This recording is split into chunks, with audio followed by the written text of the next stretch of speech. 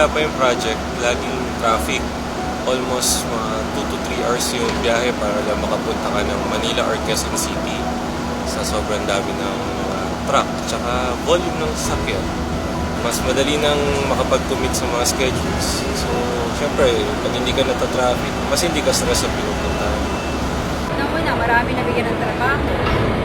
Kaya malaking bagay ang pagkakaroon ng bypass road. Kung wala yung bypass road, ang daan talaga sa puso sa isang kabilang daan. Kung tutusin, mahirap kumanon dahil sa dami ng dumadaan, balik yung kalsada, napaka-traffic. Malaking bagay yung Tiplik, sir, kasi lumapit yung biyahe namin po, sir.